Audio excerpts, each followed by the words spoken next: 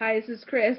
I'm going to try to keep this video to like 5 to 7 minutes because my video connection keeps cutting out for whatever reason. So, first things first, in case you don't remember, I did do a fairly lengthy introductory video to adult children of alcoholism, what it is and kind of how it works, and some personal experience with that. Then my second video was about the first characteristic of us, adult children of alcoholics, who are children that basically grew up in a home with an alcoholic or one alcoholic or more, usually a parent, but could also be like a grandparent or an aunt or uncle, somebody that's a predominant figure in your life. Um, and the second video was about the fact that we don't know what normal is. And I just got a notification just right now. I was just checking it, logging into YouTube, and I saw that I have like 300 views or something crazy, um, 250, something like that. And I just really want to say that that's exciting for me, not because I'm trying to become a famous internet star or anything like that, but because I find that in Phoenix here, where I live now, there are very limited resources for adult children of alcoholics. There are, I think, maybe there's one meeting here, and it's kind of farther away, and it's harder for me to get to. It's on the West Valley side. And I just have to say that I'm really excited that people are using these videos, watching them, possibly sharing them, just because that was the whole point of creating them, was to get other people familiar with what this is and that we exist and that there are other children who have dealt with similar traumas or this trauma specifically, that are experiencing these issues. Because as somebody had commented on my video originally about 8 months ago, um, yeah, that all children that have gone through traumatic events have similar characteristics, whether you have an alcoholic in the family when you're younger, or a drug addict, or somebody that is, never there, or somebody that's promiscuous, like, maybe your mom is cheating on your dad all the time, or it could be something even more traumatic, like incest or rape or sexual molestation. As a child, you're dealing with that, and you're seeing that and witnessing it, and also possibly being a victim of it. So those things are all horrible things that affect us in completely different ways as an individual, but we all share characteristics, and I do have to admit that was true. So going from doing like a couple of videos, I've realized that I haven't been doing these videos. I haven't kept up with it because I got so busy doing so many other things, and I'll actually kind of connect that to today's topic. So again, going into this book, um, I wanted to go ahead and go into part number two, and we'll talk about that, or I'll talk about that briefly with my experience, and then feel free to comment or say whatever you would like to in regards to this. So our number two trait as adult children of alcoholics, is that children of alcoholics have difficulty in following a project from beginning to end. And I'm going to read like a little excerpt about this guy who struggles with it in his job. I know what you mean. I'm facing that right now. I've been running into a problem at work, trying to organize information and write it down on a piece of paper. I have this incredible difficulty seeing what it is that I am putting down simply on a piece of paper. I sit and flounder until somebody says, "What the hell are you doing? Do this, and this, and this, and I want this." And all of a sudden it's obvious, and why the hell didn't I think about it? I'm scared. This is my job. It is essential to what I do now. I can't go on like this forever. I'm not going to be a 6 month newly hired forever, and I am alarmed. And I feel like this is very similar, or in some ways the same, as to the experiences that I have in regards to this topic. I can't say that I'm flaky or that I have a horrible work ethic. I pride myself in my work ethic. My counselor said there's usually something that we substitute as as children of alcoholics instead of being alcoholics ourselves, which sometimes we are.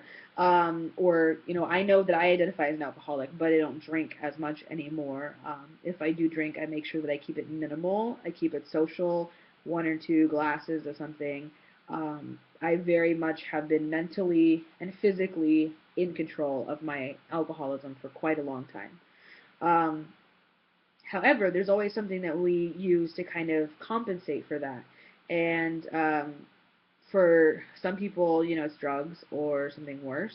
And for me, it's work. And I pride myself on being a workaholic simply because I know that's the American kind of way to feel about work. But I know that overworking myself is a horrible thing. It is an addiction that I should not be doing all the time. And so I've recently started to take care of myself more, take more time off work, things like that. But when it comes to not following things from beginning to end, I tend to not really do that. I only tend to take on things that I'm really passionate about, that I really do enjoy, that I know I will finish.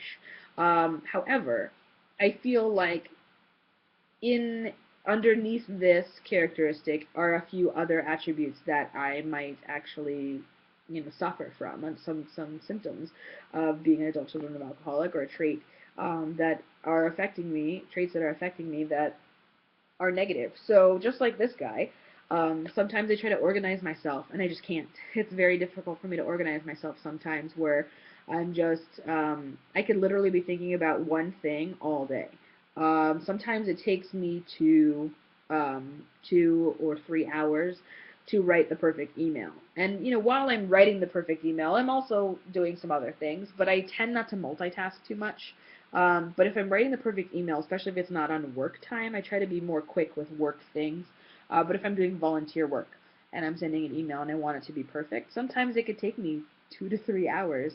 Sometimes when I upload videos to YouTube for other various things, not just this, it'll take me like 6, 7, 8 attempts, and maybe that's 3, 4 hours of recording time. So there are things that I do very slowly. I'm not a good multitasker. So if somebody transfers the phones to me, because I work in an office, and I'm answering those phones, I pretty much cannot focus on the other things that I was doing. Other people are probably more efficient in doing that. I am not a super multitasker when it comes to talking and also typing. So I usually just tend to answer the phone, for however long that is.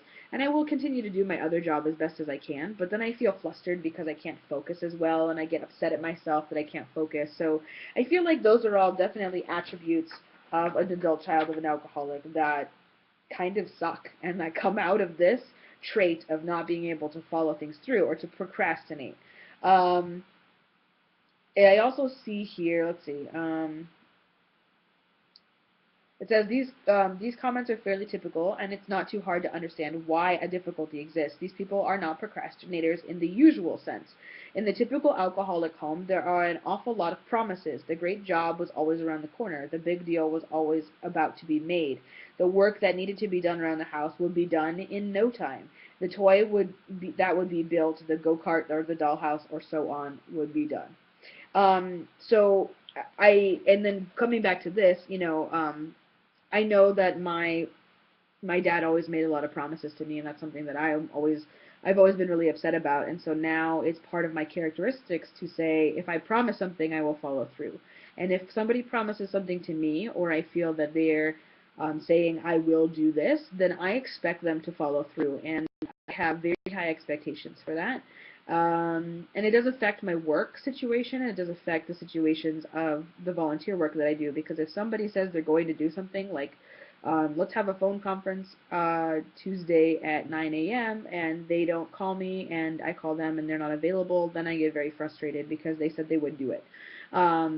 And something more, more related to love or to partnership or friendship, close friendships. When somebody promises me something or says they're going to do something and they hurt me in that way, that affects me more than it does when I feel upset or let down by somebody in a work situation. And I think that's typical because we tend to depend on family to help us know who we are anyway. And if those people are considered our family and our family lets us down, it's like we're like, we have already had one family let us down. Please don't let us down again. And so it's been very difficult for me to keep my expectations low and to just not expect something. Because I am a very rigid person when it comes to expectations, even on myself, and especially on myself.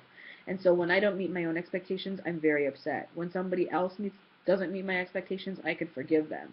I usually don't forgive myself. So I feel like that's a lot of what's related to this. So let me know, comment below if you have any similar situations, if you've thought of anything that would relate, anything that is, why you procrastinate, or something that you've realized that you do in regards to procrastination, not following things through, or having promises broken. And then I'm also going to upload number 3 because it's been such a long time. So 2 for 1, I guess, today.